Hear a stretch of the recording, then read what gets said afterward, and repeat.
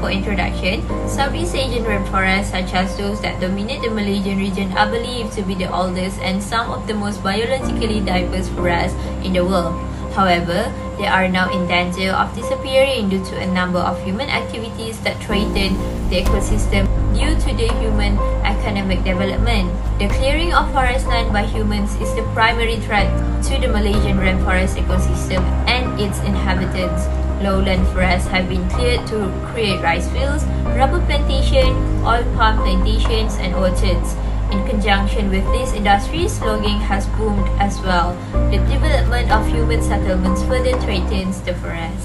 So this is why we must rebuild damaged lands and preserve all that has not been destroyed. Therefore, we believe ecosystem restoration is one of the most effective ways to fix these problems.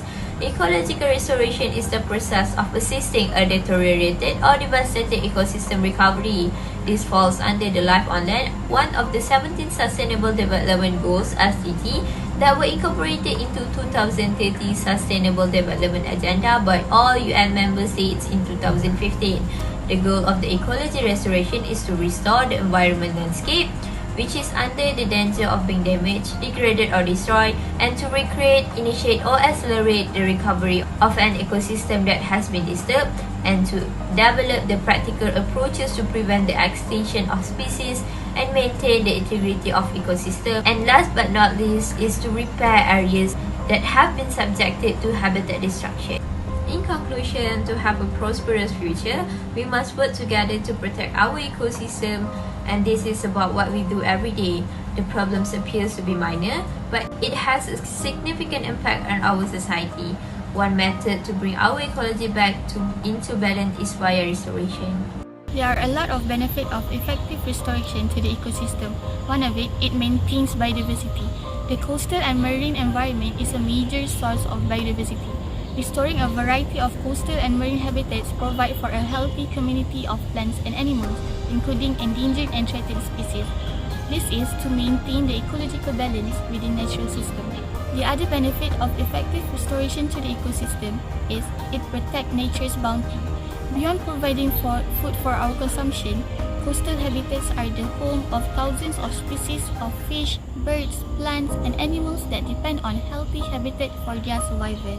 In regards to effective restoration, planting native grasses and flowers is ideal because this is one of the only activity which helps the environment return to its natural state. Native plants are those that occur naturally in a region which they evolve. They are the ecological basis upon which life depends, including birds and people. Without them and the insects that evolve with them, local birds cannot survive. Native plants help the environments. They require much less watering, fertilizer and pesticides. In fact, they prevent water runoff and improve air quality. Native plants can help decrease pollution because they eliminate the need for lawn mowers and other equipment. Another way that we can take to effectively restore the environment and habitat is by reforestation.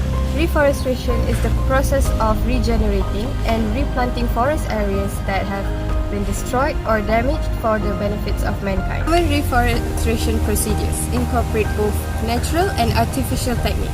Natural recovery methods include root suckering, stump growing, and common seeding. Counterfeit recovery strategies incorporate elevated and ground seeding, machine planting, and hand planting. We can start by volunteering with local organizations that plant trees and restore degraded ecosystem, or we can even donate to tree planting efforts around the world. This could increase the process of reforestation. By planting trees in areas that have been degraded or deforested, reforestation helps the environment by guaranteeing or accelerating the re-establishment of healthy forest structure by regrowing the forest canopy and preserving biodiversity with the ecosystem. Growing your own food and reducing your food waste is important. A staggering number of our store-bought foods have been produced across incredibly long distance using unethical supply chains and creating mountains of plastic garbage.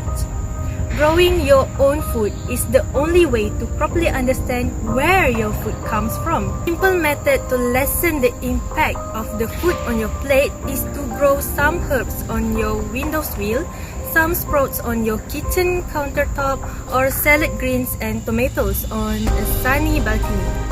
Why not make your garden, if you are fortunate enough to have one, a fruitful, edible garden?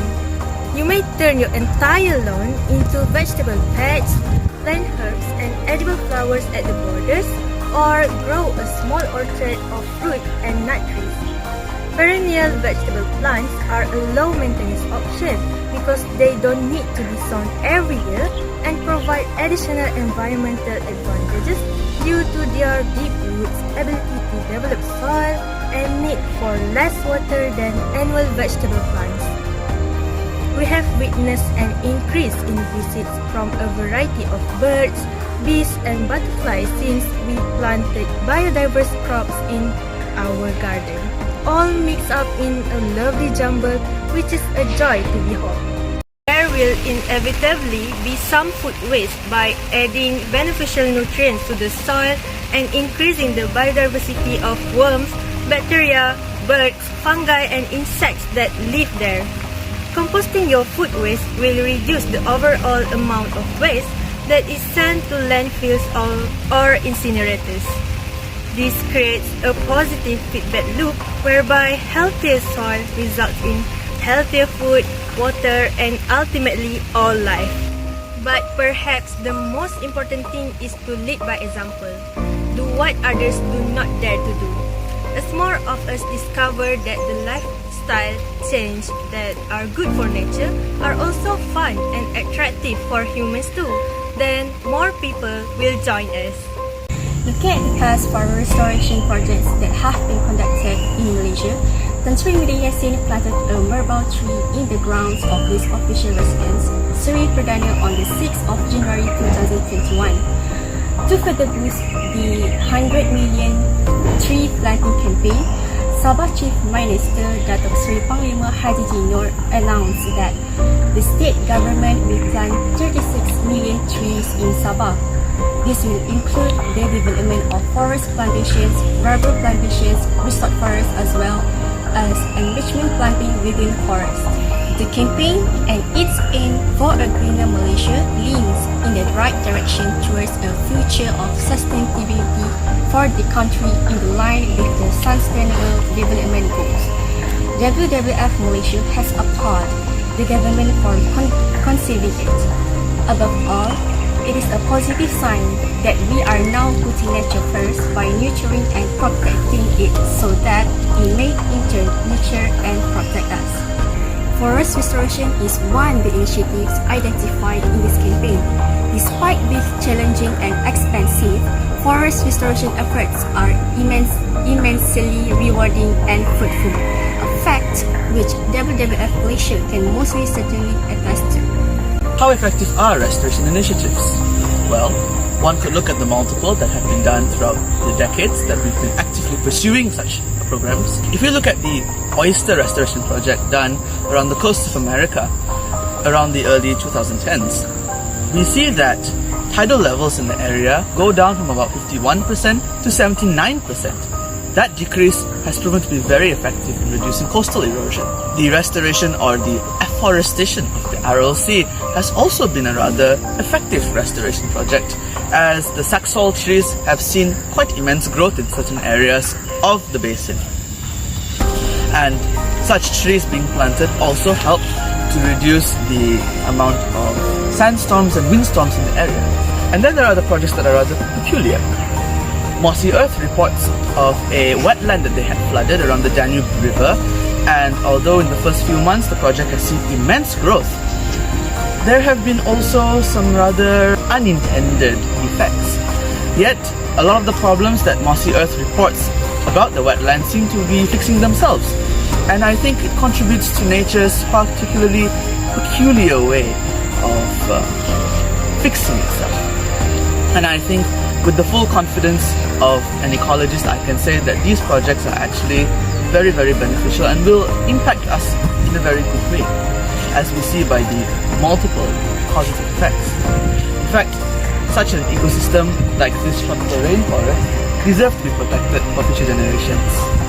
From everything that has been explained earlier, we can conclude that ecosystem restoration presents opportunity to help heal the wounds of the planet and can create pathways to a more hopeful future. World Environment Day, which will coincide with the launch of the UN Decade on Ecosystem Restoration, is an opportunity to start mobilizing everyone across the countries, sectors and levels to do their part for the planet. If implemented, such large-scale ecosystem restoration would ensure that people can continue to have access to food and clean water. It would also enable species that are at risk of extinction to undergo population of recovery.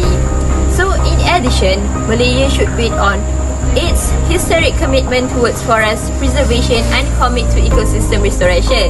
The country can leverage the motivation, ideas and initiatives of non-governmental organizations, civil society and youth to pursue an ambitious ecosystem restoration agenda. Ordinary Malaysian citizens can also take actions in their communities and neighborhoods to contribute to ecosystem restoration by planting trees, rewilding parks and gardens, and cleaning up trash alongside rivers and coasts. So, with these effective alternatives, we believe that Malaysia can achieve healthy ecosystems that can enhance people's livelihoods, counteract climate change and stop the collapse of biodiversity. So I think that's all from us. Thank you so much for listening.